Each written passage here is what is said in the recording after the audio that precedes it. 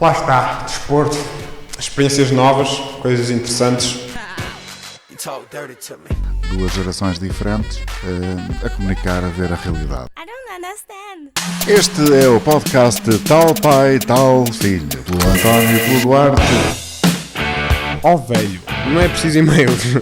Pronto, ó pessoal, vá, deixar aí comentários de tópicos que queiram falar.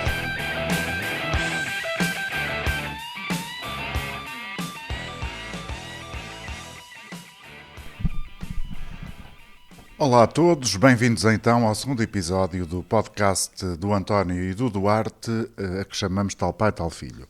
Eu, Duarte, gostava de saber que reações é que tiveste ao primeiro episódio. Recebi algumas críticas construtivas em relação ao nosso primeiro episódio. Má parte boas, toda a gente disse que gostou. Nomeadamente o pessoal dos escuteiros. Pá, houve boas reações aí. Uma delas foi que nós devíamos ter uma aproximação mais direta e menos informal na nossa discussão. Ou seja, ter as coisas já planeadas e dizer e saber aquilo que vamos dizer antes de começarmos a gravar. Esse não é muito o meu estilo, que eu não gosto muito disso. Não, acho que faz sentido nós planearmos quais os temas que queremos discutir, mas não faz muito sentido termos ideias muito fixas sobre os temas em concreto, porque senão acho que perde um bocado a graça. Essa é a minha opinião. Continua. Sim, por um lado sim, eu também gostava mais que fosse uma... Pronto, só estou a dizer aquilo que eu vi. E acho que também é uma conversa assim mais livre também que calha melhor. As críticas que eu ouvi, eu ouvi poucas, ouvi muitas positivas e uma particularmente negativa, e isso fez-me pensar naquele que é um dos assuntos que eu gostava de abordar neste segundo episódio, que tem a ver com aquilo que eu ando a ler e a nossa vida é feita daquilo que lemos e vemos e tudo, dos sentimentos, tudo isso. E um dos livros que eu agora não consigo reproduzir exatamente qual é o título, mas é um livro que foi escrito no início do século XX por um americano chamado Dale Carnegie. É, no fundo, se quisermos, um bom manual de como viver em sociedade e ter algum sucesso. E eu já o li há algum tempo e voltei a lê-lo agora. E uma das coisas que ele ensina para termos algum sucesso nesta vida que temos, ou seja, na capacidade de estar com o outro, na capacidade de estar atento às necessidades da outra pessoa, um dos princípios que ele ensina é este: não critiques, não condenes, não julgues, não te queixes. E esse é um princípio que me parece interessante. E eu pensei falar nisto por causa da ideia das críticas que recebemos e, nomeadamente, em particular, das críticas negativas. Eu acho que se nós conseguirmos sempre pautar a nossa atitude por princípios como este, temos uma vida, se calhar, mais saudável e mais frutífera ao comunicar com as outras pessoas. Achas isso bom? Eu não tenho bem a certeza no que conta a não critiques, não julgues, essas coisas todas. Eu acho que nós não devemos levar... eu acho que nós devemos ter o direito... Não é, sim, nós temos o direito, mas devemos ter uma ação positiva no que conta a criticar aquilo que está à nossa volta. Porque não critiques, não julgues, eu acho que não é uma coisa muito... Eu acho que nós devemos criticar as pessoas, aquilo que acontece à nossa volta, mas sem tirar... primeiro, não precisamos de exprimir essa opinião, de expressar essa opinião, mas tipo, acho que devemos criticar as pessoas independentemente. Criticar as pessoas. Devemos criticar aquilo que está à nossa volta e opinar sobre aquilo sem ser pejorativos ao fazê-lo. Eu acho que tens toda a razão, ou seja, devemos pensar e perceber aquilo que está à nossa volta, devemos ter uma opinião sobre isso. Se a opinião for particularmente negativa e se for claramente chatear a outra pessoa, acho que devemos evitá-lo, devemos fazê-lo de uma forma construtiva. Isso traz sempre melhores resultados. Sim, claro que sim, mas isso lá está, isso... Pronto, ok. Nesse sentido faz sentido essa frase. Não faz sentido estar lá está, a tentar prejudicar uma pessoa ou só tentar mandar-lhe tanga. Pá, não sei. Vamos lá, o que é que andas a fazer? O que é que te apetece falar hoje? Então, eu acho que... Eu não sei como é que não me lembrei de falar sobre isto no primeiro episódio, mas eu acho que uma coisa que nós devemos falar, já que a ideia toda é falar sobre temas atuais, alterações climáticas, era o que eu queria falar hoje. Como tu sabes, é uma coisa que é um problema sobre o qual eu tenho uma grande devoção. E o principal conceito que eu queria partilhar aqui era que não há mais nenhuma causa que seja que importe combater que seja superior às alterações climáticas. Porque todas as outras causas que nós podemos nos debater sobre onde quer que seja não vão estar, não estão ilesas dos efeitos que esta causa das alterações climáticas tem. Porque quando falamos de alterações climáticas estamos a falar da humanidade continuar como a conhecemos.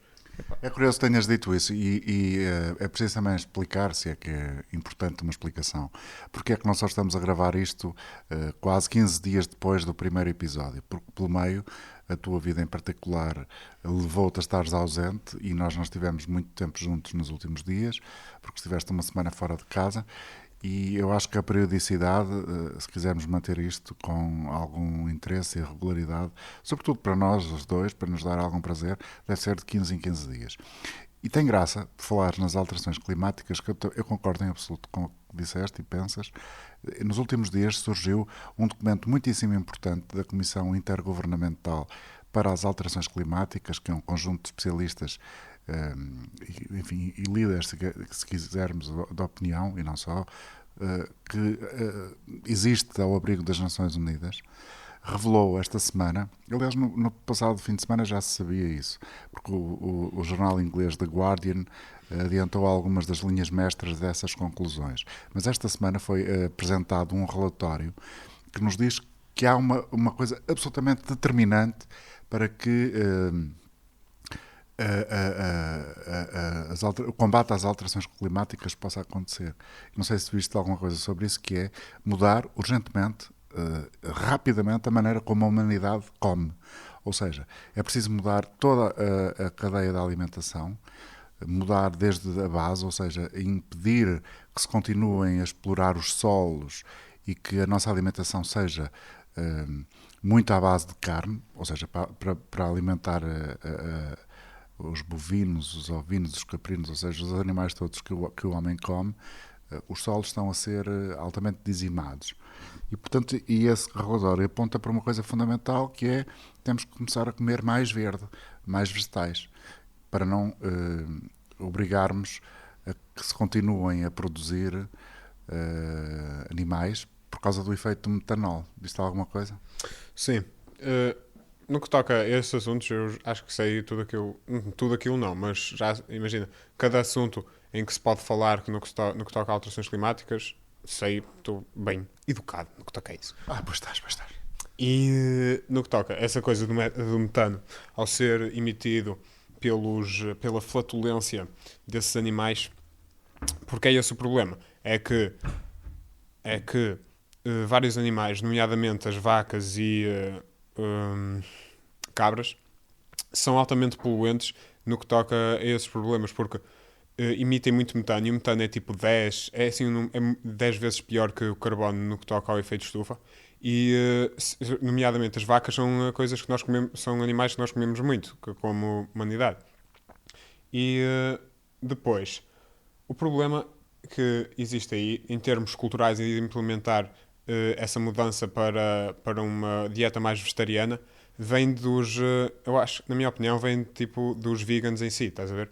Porque eles são tão, muitas vezes são agressivos ao tentar passar a sua mensagem, e toda a gente tem esta ideia de que os vegans são ganastones e que não vale a pena, e que são chatos. E muitas vezes são. Mas eles tornam-se veganos por razões diferentes. Há veganos que pensam em ser bons para o ambiente e bons para os animais, e há veganos que só são veganos por causa da moda. E depois eles tornam-se chatos, e depois o pessoal também passa a gostar, não gosta deles, e quase come carne mais ou menos como para combater de volta. Nós estamos a gravar isto na nossa sala, em casa, e mesmo atrás de nós está a nossa biblioteca, onde estão os nossos livros e exclusivamente livros. E há um livro que está para aqui a alguns, porque eu não tenho isto completamente desordenado, que eu gostava muito de encontrar assim de imediato, mas não vou conseguir. Foi escrito por um professor da Universidade do Porto e o livro tem um título mais ou menos deste género, que é A Vaca que Ri ou A Vaca que Não Ri, e retrata muito isto que estamos a falar, ou seja, todo o processo de produção, digamos que é super industrial, dos animais exclusivamente para a alimentação. A forma como eles são tratados. Eles quase não veem os porcos e as vacas e não sei o quê, não veem a luz do dia. São criados apenas e só com o efeito de serem mortos para os humanos comerem a carne. Que é uma cena que a gente nem pensa muito, não é? Eu acho que há muita gente que pensa muito sobre isso. E a maior parte dos veganos são veganos ou vegetarianos são veganos por causa disso, por causa da falta de direitos nos animais que existem em criá-los e não sei o quê. Mas eu, sinceramente, não me preocupo muito com isso. Se calhar mal por minha parte. Mas o facto é que tratar os animais dessa maneira, como se fossem produtos de fábrica, não é uma coisa que viola os direitos deles.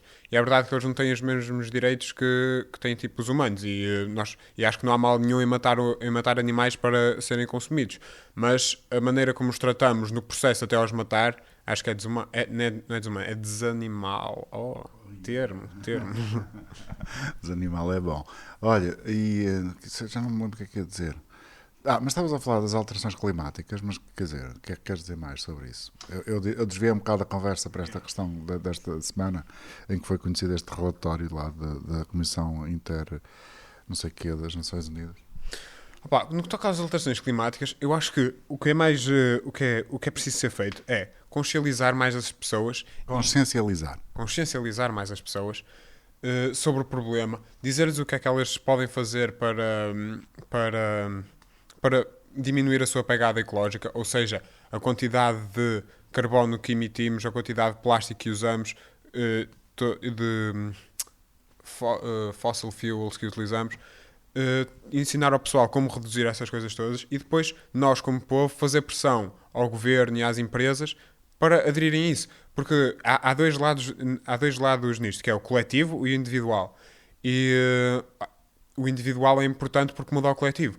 Mas a maior parte do coletivo, ou seja, todo aquilo que a maior parte da humanidade, da população faz, vem de uma maneira indireta pelo aquilo que compra, pelo aquilo que consome regularmente, que vem de empresas que produzem coisas de maneira que lixam o ambiente. Ou seja, temos de articular empresas e governo para que eles tomem medidas que sejam amigas do ambiente, não é? Uma das coisas que nos criticaram muito, e acho que até foi um dos teus amigos que fez essa crítica, e eu acho que a talho de foice no momento desta conversa, foi que nós éramos muito de esquerda. Eu não sou nem de esquerda nem de direita. Eu sou alguém que pensa pela minha cabeça e se quiseres, identifico-me com muitas coisas daquilo que é a direita e, sobretudo, com muito mais coisas daquilo que é a esquerda. E para mim a direita e a esquerda fazem sentido. Eu, se quiser, sou um produto da social-democracia e socialismo. Sou o tipo que não vota sempre no mesmo partido, mas tem algumas convicções. Sou muito liberal, sou menos conservador do que liberal, julgo eu. Pronto, mas isso foi só aqui uma cena por causa de uma bucha, como se diria, por causa de uma crítica que te fizeram sobre o que nós fizemos no outro episódio, que nós éramos muito de esquerda. Sim. E completamente contra o Trump e não sei o quê. Eu acho que o Trump é um tipo estúpido. Ele não é estúpido, é esperto. Mas eu não gosto da política dele, pronto, não gosto. Sim. Eu ainda há bocado estava a pensar nisso. Eu acho que o que é importante realçar no que toca a isso, primeiro, isso foi um bocado para picar, não foi uma crítica assim, coisa. Mas eu acho que no que toca a essas coisas de ser de esquerda ou de direita, eu acho que o pessoal é demasiado polariza demasiado a situação. Porque ninguém, e essa coisa de pôr, como é que se chama? Stamps, labels nas pessoas, estás a ver? Etiquetas, rótulos. Exato, etiquetas, rótulos das pessoas. Não faz sentido porque cada pessoa é diferente e acho que agregar as pessoas todas sobre uma certa ideologia ou identificarem-se todas com a mesma coisa é uma coisa que é desumana. Tipo, não é desumana, pronto, maltratar, mas não é tipo natural àquilo que nós somos. Porque toda a gente inclina-se mais para umas coisas e mais para outras e apanha bocados ao longo da sua experiência e da sua vida, vai apanhando bocados de tudo e depois isso forma a sua pessoa. E depois pode-se inclinar mais para um lado ou para o outro. Mas dizer que tu és de esquerda e tu és de direita, eu acho que não faz sentido nenhum e é isso que nos lixa muitas vezes em termos de rivalidade. De relacionamento entre as pessoas, entre povos e não sei o quê. E estávamos a falar de alterações climáticas e o Trump e o conjunto de grupo de negacionistas, ou seja, há cientistas que negam, que é uma coisa que eu não consigo perceber. Não são cientistas. Pois não sei. Que negam a existência das alterações climáticas. É uma coisa que me aflige muito, muito, muito. Isso é muito... mas isso... 99% dos cientistas concordam nas alterações climáticas. Toda a gente que olha lá para fora em agosto, estamos a meio de agosto, ainda há dias teve a chover como se estivéssemos a começar outubro, novembro, não sei o quê, e opá, é só ter cabeça, é só preciso ter 2 dedos de testa para perceber o que está a acontecer. E a verdade é que todos esses negacionistas também sabem exatamente o que está a acontecer. A diferença é que há dinheiro no bolso deles que não há em maior parte das pessoas que está a vir diretamente dessa negação. E, e depois é isso que temos de combater. É a ganância humana que nos está a lixar sobretudo no que toca a isto. Diz. Estavas há pouco a dizer que a ideia de termos um mundo muito polarizado, cada vez mais polarizado, no sentido que de um lado estão uns, do outro lado estão outros, seja por questões políticas, de concepção do mundo, de visão política do mundo, seja por convicções religiosas, enfim, isto existe desde a criação dos tempos, ou seja, eu acho que existe desde sempre. Mas agora está pior. E uma das coisas que me marcou nos últimos dias foi ter visto na Netflix um documentário que se dedica exatamente à forma como uma empresa em particular alterou resultados, condicionou o pensamento de eleitores em várias eleições, que é a empresa Cambridge Analytica, de um senhor chamado Alexander Nix, acho que não me estou a esquecer do nome, estou a dizê-lo bem, e a Cambridge Analytica foi um grande escândalo porque foi a empresa que esteve no fundo, a estudar o comportamento das pessoas online e, através do Facebook, conseguiu obter dados e dados de milhões e milhões de pessoas em todo o mundo, sobretudo nos Estados Unidos, e conseguiu perceber o que é que era preciso fazer para convencer as pessoas em estados chave nos Estados Unidos durante a eleição que levou à presidência o Trump, a última, em 2016. Do lado dos democratas estava a Hillary Clinton, do lado dos republicanos estava o Trump. E a Cambridge Analytica, que é uma empresa que tinha base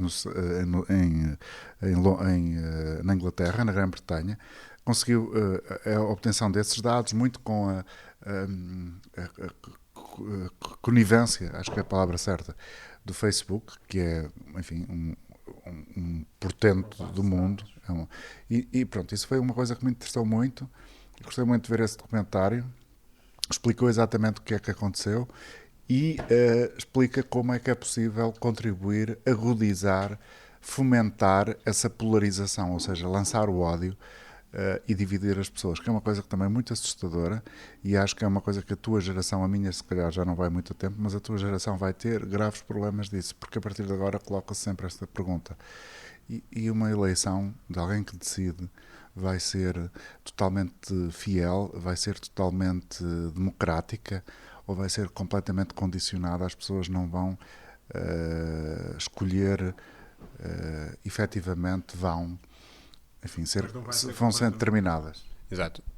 Mas esses problemas, opa, esse debate de que isso de nós sermos facilmente, opa, imagina, eu acho que o maior problema é que existem demasiadas pessoas que agora simplesmente gostam de ser do contra. Gostam, tipo, eu acho que o mundo está dividido em pessoas que gostam de ser de contra e pessoas que estão no sítio em que pensam que... Imagina, a maior parte é os que gostam de ser de contra. E tipo, eu acho que esse equilíbrio é uma coisa que agora está a acontecer muito, que é sempre que há uma coisa que acontece mais e que se alguém tem, se uma dessas pessoas que gosta de ser contra sente que vai este pessoal todo para esta certa ideologia ou este certo acontecimento ou pensamento, essa pessoa nem vai analisar aquilo que elas estão a fazer e simplesmente vai para a cena exatamente contrária por certo, não sei porquê, mas por prazer ou qualquer coisa assim. E epá, eu acho que parte dessa divisão vem daí. Há outra coisa, que é a globalização, que foi uma coisa que eu gostei. Enfim, trouxe muitos problemas económicos a muitos países no mundo, porque eu lembro-me aqui em Portugal se debater muito, por exemplo, o que é que ia ser do setor têxtil em Portugal, que era um setor que tem e tinha, mas continua a ter, felizmente, uma importância muito relevante na economia portuguesa. E quando se aboliram as fronteiras, digamos assim, as barreiras económicas e começou a entrar por aí dentro os produtos têxteis feitos na Ásia, no Bangladesh, no Paquistão, feitos com muita qualidade, na China, mas com custos muito, muito baixos, porque, enfim, são violados os direitos humanos, as pessoas são muito mal pagas, são exploradas, basicamente. A globalização teve muitas coisas más, mas também teve coisas boas. E uma das coisas más, era aí que eu queria chegar, é esta coisa de que agora, com as redes sociais e a capacidade que cada um de nós tem de dizer o que pensa, a porcaria toda que tem na cabeça e a vomitar para que quem está do outro lado possa saber o que cada um pensa, é uma chatice. Nós, no fundo, o que estamos a fazer com isto, a gravar esta conversa, também estamos a entrar nessa linha. Estamos a criar um produto que vai exatamente para as mesmas redes, vai exatamente... estamos a fazer exatamente o que no fundo eu condeno. E eu não consigo perceber como é que se pode limitar, como é que se pode regular aquilo que é positivo e aquilo que, enfim, que é uma bosta. Eu acho que a internet, como tudo, é uma coisa que tem dois lados numa moeda, não é? Há uma coisa má e uma coisa boa. Tem de haver um equilíbrio em tudo. Eu acho que a internet simplesmente aumentou numa grande escala tudo aquilo que nós fazíamos antes de bom e de mau. Ou seja, agora uma pessoa a dizer uma coisa lixada pode-se juntar a um grande grupo de pessoas que disse a mesma coisa lixada. Estou a falar tipo, pessoa, sei lá, aquelas cenas. O que é que eu estou a falar? Pois não faço ideia, estou a tentar acompanhar o teu raciocínio. Na mesma, imagina, duas pessoas têm uma pessoa que diga uma coisa, por exemplo, que não seja exatamente. Olha, Trump supporters, ok? Epá, e lá voltamos à mesma conversa do Trump. Ele não é um gajo estúpido, mas também não é um gajo. Mas ele fez coisas que não devem ser características de um presidente dos Estados Unidos, certo? Aquela coisa todas do grab 'em by the pussy, não sei o quê, os mexicanos são todos uns violadores e vêm aqui para matar, não sei o quê, essas coisas todas. Isso são tudo ideologias que normalmente, antes de haver internet, se fossem ditas por um gajo qualquer, que são ditas por gajos quaisquer, no meio de bares e coisas assim, simplesmente eram rebaixadas e ninguém ouvia o que ele queria dizer. Agora, na internet, as pessoas que dizem esse tipo de coisas lixadas podem encontrar outras pessoas do outro lado do mundo que dizem esse tipo de coisas e depois elas simplesmente juntam-se e sentem-se fortes naquilo que estão a conceptualizar. E a partir daí...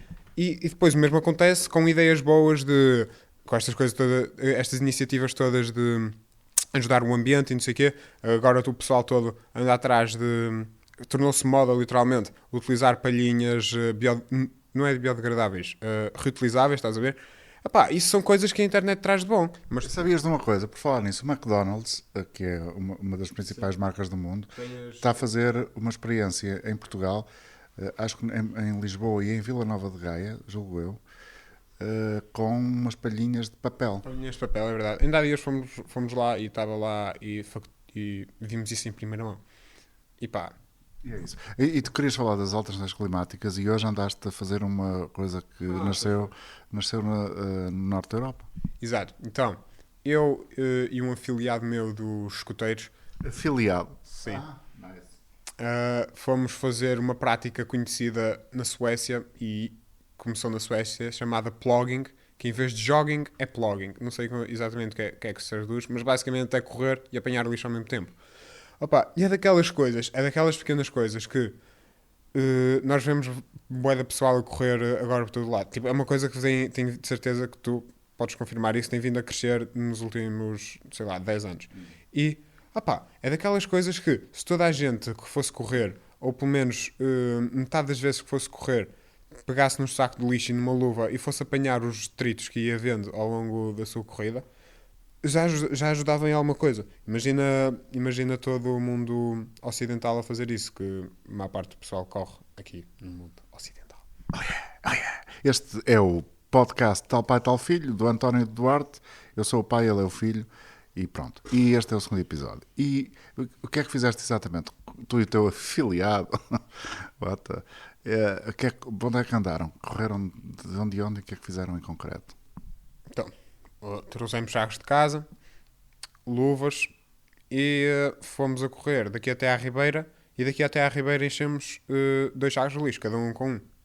E depois chegámos lá no meio e depois despejámos aquilo tudo. E depois estivemos a separar o lixo no ecoponto. E pronto. Basicamente é simples. Muito bonito, uma atitude de escuteirinho. Yeah. Muito bem. E o surf?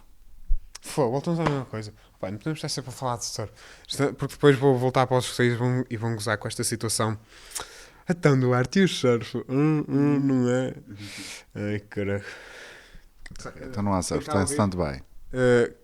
Sabes quem estou a falar? Oh, pessoa que eu estou a falar. É uma private joke.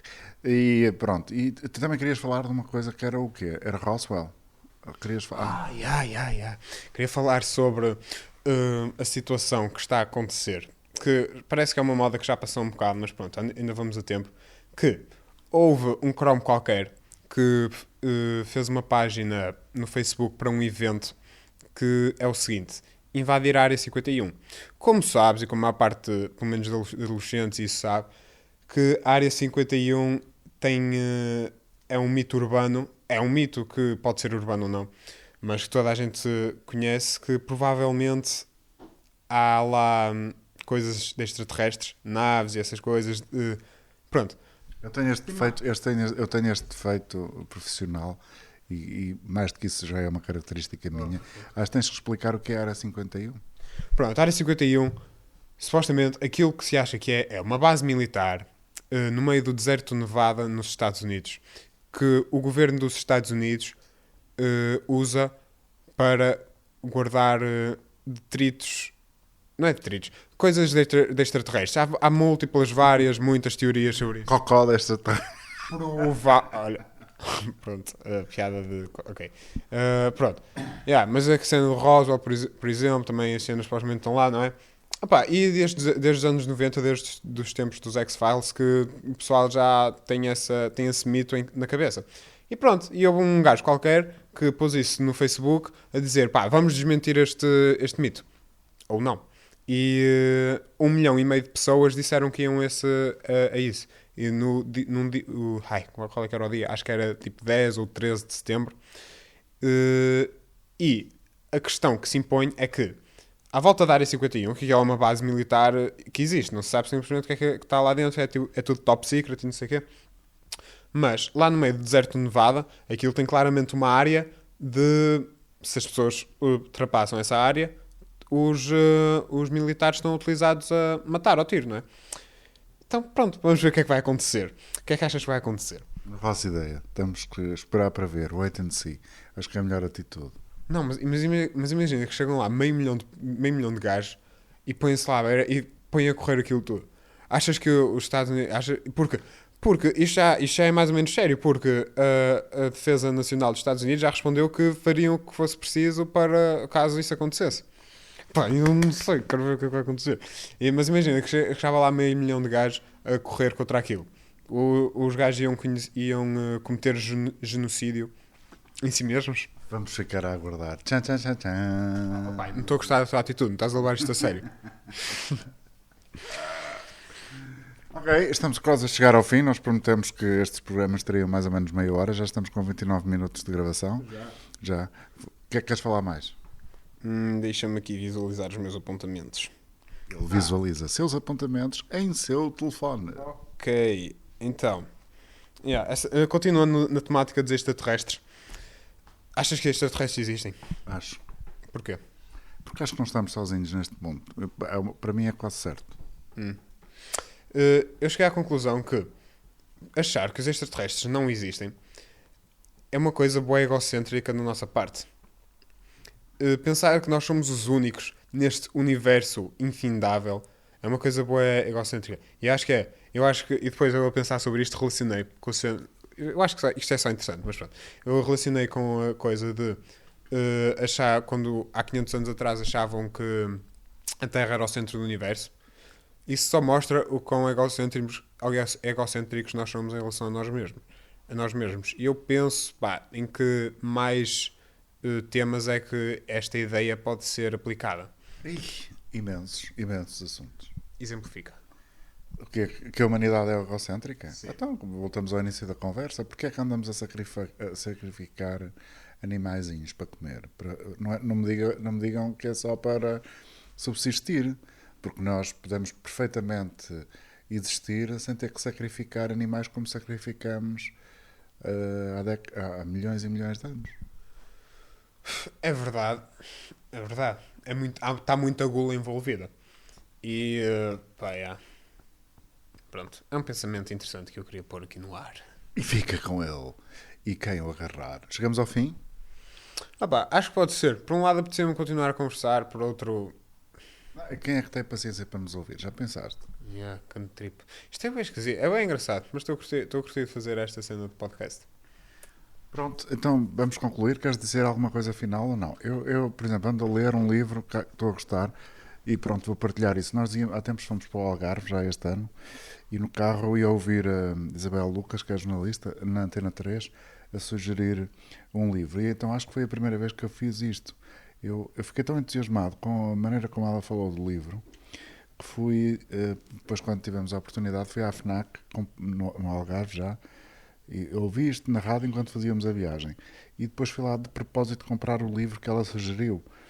E é um livro muito interessante. Por acaso ainda não acabei, mas é muito giro. Chama-se Stoner. Foi escrito por um tipo chamado John Williams, que é uma espécie de grande escritor americano, esquecido do século XX. E realmente o que é que me encantou neste livro? Não sei se te recordas. O que me encantou no livro foi a maneira como ela descreveu. Nem sei explicar. O principal, o Stoner, que é a personagem, o nome do homem, que é um tipo que era no início do século passado muito, muito pobre, vivia com os pais num rancho, numa quinta, não é? E trabalhava, era lavrador, trabalhava com o pai e com a mãe o campo, e de repente tem a oportunidade, porque o pai se lembra de ir para uma universidade perto lá da casa dele, a 50 km, mas enfim, na altura era muito longe, e ia primeiramente estudar engenharia ambiental ou agropecuária, acho que é assim. E chega à universidade e depois apaixona-se por literatura. E o que me encantou e o que me fez ir comprar o livro foi apenas esta frase. É a história de um homem normal completamente desinteressante. E é tão desinteressante que o início do livro é assim. William Stoner entrou para a Universidade do Missouri em 1910, aos 19 anos. 8 anos depois, no auge da Primeira Guerra Mundial, doutorou-se e aceitou um cargo de docente nessa mesma universidade, onde lecionou até morrer em 1956. Não passou do grau de assistente e poucos alunos se lembravam de Stoner com nitidez, depois de terem acabado os cursos. Quando morreu, os colegas ofereceram um manuscrito medieval à biblioteca da Universidade em sua homenagem. Esse manuscrito ainda se encontra na coleção de livros raros com inscrição, oferecido à biblioteca da Universidade de Missouri em memória de William Stoner pelos seus colegas de departamento de inglês. Isto é o arranque mais normal. Não é normal, é menos interessante de um livro, é uma coisa.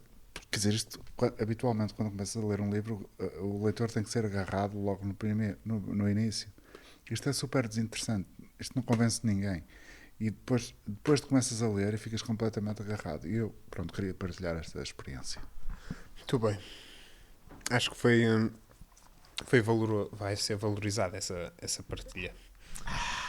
E agora, eu aqui ao ler os meus apontamentos no meu telemóvel, lembrei-me aqui de outra coisa que eu queria partilhar. Que é a seguinte frase: o tempo já não tem significado. E eu ouvi esta coisa ao ver um vídeo de um gajo que eu costumo ver que faz assim umas coisas interessantes no YouTube, fala de coisas interessantes no YouTube. Ele estava e quem disse isto foi um diretor de um filme sobre o qual ele estava a falar. E eu vou falar e vão percebendo. E aquilo que ele estava a falar era de uma câmara que ele tinha utilizado, que este diretor utilizou no seu filme, que era uma câmara daquelas antigas, estás a ver, em que aparece tipo, assim, parece que aparecem umas aranhazinhas no ecrã, estás a ver? Nos anos 70, acho que, pronto, esses filmes dessa altura reparava-se muito nisso. E ele utilizou essa câmara no seu filme, que é um filme atual, não se passa nem perto dessa altura, mas ele simplesmente utilizou essa câmara para dar um efeito que ele considerava assim mais, pronto, ou seja, por nenhuma razão específica relacionada àquele espaço temporal em que a câmara era utilizada, ele utilizou-a porque achava que dava algum sentido de arte ao seu filme. E essa frase, o tempo já não tem significado, acho que pode ser aplicado em muitas, muitas coisas naquilo que, nos tempos em que hoje vivemos. Que tudo aquilo que bate, que está na moda, a maior parte são coisas retro. São coisas reutilizadas que nós implementamos outra vez e que simplesmente, pá, já não... Ou seja, agora, nesta altura em que nós estamos, não há assim uma identidade muito característica da altura em que nós vivemos, em termos de arte, de roupa, de filmes. A maior parte dos filmes que nós temos, ou se não forem de super-heróis, são remakes de coisas de há 30 anos atrás. Roupa também acontece a mesma coisa. As calças, as miúdas usam todas as calças até ao umbigo, hoje como nos anos 70. Percebes esse tipo de coisas? E para além de essa frase poder ser aplicada nesse aspecto, depois também pode ser, acho que, um bocado relacionada com as alterações climáticas, no sentido em que o tempo meteorológico já não tem significado. Lá está, meio de agosto teve a chover como se fosse novembro ou dezembro. E pá, não sei, acho que é isso. É isto que eu quero partilhar-lhe. Adeus, até para a semana ou até qualquer dia. Amém. Este foi o podcast do Duarte e do António. Ele é o filho do seu pai, tal pai até o filho. E obrigado. Até breve. Adeus. É isso, pessoal. Espero que tenham gostado. Lá está. Desporto. Experiências novas. Coisas interessantes.